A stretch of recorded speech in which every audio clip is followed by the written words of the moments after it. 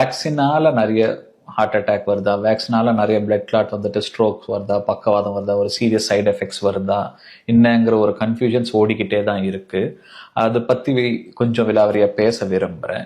ஒரு கோவிட்க்கு சம்மந்தப்பட்ட வேக்சின் நம்ம சீரம் இன்ஸ்டிடியூட் ஆஃப் இந்தியா மூலியமா ஆஸ்ட்ரஜெனிக்காங்கிற கம்பெனி மூலியமா இந்தியாவில் ப்ராடக்ட் மேனுஃபேக்சர் பண்ணி குறிப்பாக சிக்னிஃபிகண்ட் வால்யூம்ஸில் மேனுஃபேக்சர் பண்ண வேக்சின் தான் கோவிஷீல்டு வேக்சின். அதுதான் சிக்னிஃபிகண்ட் அமௌண்ட்ல இந்தியாவில் ப்ரொபோர்ஷனில் இந்தியாவில் நிறைய பேருக்கு வேக்சினேட் செய்யப்பட்டிருக்கு.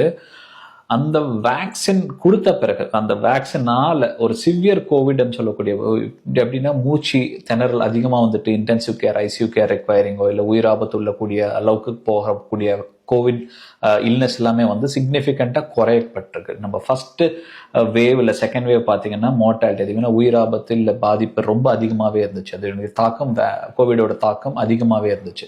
அது வந்து வேக்சின் வந்த பிறகு சப்சீக்வெண்ட் வேவ்ஸில் வந்து ரொம்பவே குறைஞ்சிச்சு. ஸோ ஒரு சொசைட்டி இல்லை கம்யூனிட்டி பூலில் ஓவராலாக பார்த்தா இந்த வேக்சினால சிவியாரிட்டி ஆஃப் கோவிட் நல்லாவே குறைஞ்சிருக்கு.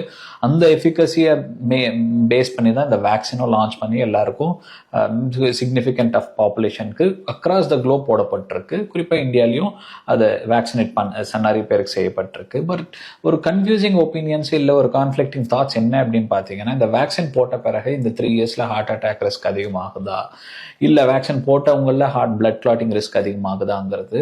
இது நிறைய கண்ட்ரீஸ்ல இதனுடைய வேக்சின் போட்டதுக்கு பிறகு சர்வேலன்ஸும் சூப்பர்வைஸ் பண்ணிக்கிட்டே இருந்திருக்கு.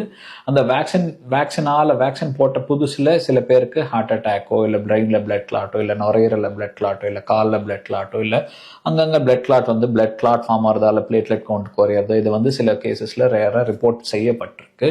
அது வந்து எந்த அளவுக்குன்னு பார்த்தீங்கன்னா 1 lakhல 1 அப்படின்னு சொல்லுவோம். அது வந்து ஒரு ரேர் சைடு எஃபெக்ட் தான், ஒரு ரேர் கான்சிக்வன்ஸ். அதனால இந்த வேக்சினால தான் உறுதியாக அது வருதுன்னு உறுதியாக சொல்ல முடியல. ஏன்னா ஜென்ரல் பாப்புலேஷன்லேயே வந்து ஒரு யூரோப்ல குறிப்பாக பண்ண ஸ்டடியில வந்து நார்மலாக ஒரு 1 monthல நார்மலாக யூரோப்ல 1 monthல 1 lakh blood clot diseases blood clot formations நடக்கும். இந்த வேக்சின் போடப்பட்ட காலகட்டத்தில் இது வந்து அதிகரிச்சுதான்னு பார்த்தா அது மாதிரிலாம் ஒன்றும் கிடையாது.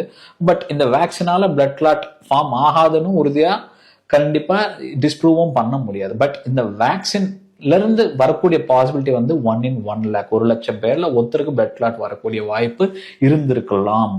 அதுவும் இந்த வேக்சினால தான் உறுதியாகவும் கண்டிப்பா ப்ரூவ் பண்ண முடியாது. பட் 1 லட்சம் பேர்ல ஒருத்தருக்கு இந்த வேக்சின் போடப்பட்டவங்கள பிளட் கிளாட்ஸ் நடந்திருக்கு அன்றது மட்டும் அது வந்து ஒரு ரேர் சைடு எஃபெக்ட் தான் அப்படின்னு தான் பார்க்கணும். பட் அதே 1 லட்சம் பேர்ல பாதிப்பு கோவிடால பாதிப்போ இல்லை சிவியர் கோவிடால பாதிப்போ வந்து ரொம்ப அதிகமாகவே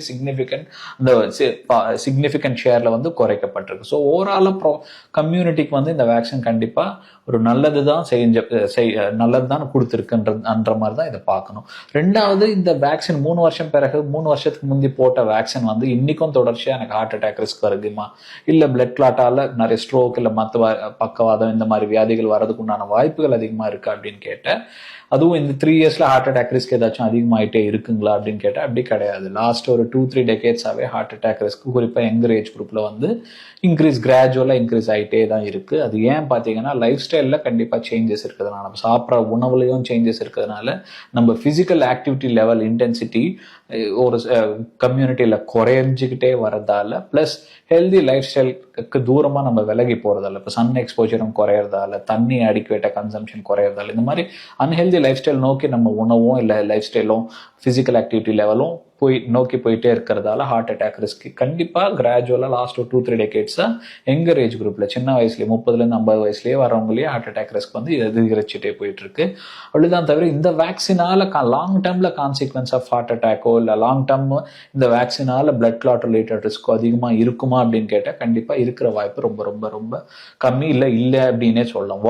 வேக்சின் போட்ட புதுசுல ஃபர்ஸ்ட் ஒரு ஃபியூ வீக்ஸ்ல வேக்சினால பிளட் கிளாட் வரதுக்குண்டான வாய்ப்புகள் 1 in 1 lakh அப்படின்னா 0.01% ரிஸ்க் இருக்கலாமே ஒழிய வேக்சினால தொடர்ச்சியா இயர்ஸ் டுகெதர் வேக்சினால இம்பாக்ட் இருக்கக்கூடிய வாய்ப்புகள் கண்டிப்பா கிடையவே கிடையாதுன்னு நம்ம எடுத்துக்கலாம். ஸோ டு சம்மரைஸ், நான் இந்த ஜென்ரலா பப்ளிக்கு நான் சொல்ல விரும்புறது என்னன்னு பார்த்தீங்கன்னா, இந்த வேக்சின் நான் அப்போ போட்டதால எனக்கு இன்னைக்கும் ரிஸ்க் இருக்குமோங்கிற பயமோ வதந்தி இருக்கக்கூடாது. அந்த பயத்தால பிரச்சனையை நம்ம உருவாக்கிக்கிட்டு, அந்த பயத்தால ஸ்ட்ரெஸ் அண்ட் ஆங்ஸைட்டி இன்க்ரீஸ் ஆயிட்டு, அந்த ஸ்ட்ரெஸ்ஸால பல வியாதிகள் நம்ம இன்னும் இன்வைட் பண்ணிக்கிற சான்சஸ் தான் அதிகமா இருக்கிற வாய்ப்பு இருக்கே ஒழிய, இந்த வேக்சினால சிக்னிஃபிகண்ட் இம்பாக்ட் இருக்கோ, இல்ல வேக்சின் போட்டதால நான் வேற ஏதாச்சும் பண்ணணுமோ, அந்த வேக்சினை அன்டூ பண்றதுக்காக வேற ஏதாச்சும் பண்ணணுமோ, அந்த மாதிரிலாம் யோசிக்கிறதோ, அந்த மாதிரியான வாய்ப்புகள் அந்த யோசிச்சுட்டு நம்ம சொசைட்டி நகர்ந்து போறதுக்கு உண்டான வாய்ப்புகள் கண்டிப்பா இருக்கக்கூடாதுங்கிறத ஒரு எண்ணத்தோடு தான் நான் இந்த பதிவை பண்ணிட்டு இருக்கேன். தேங்க்யூ.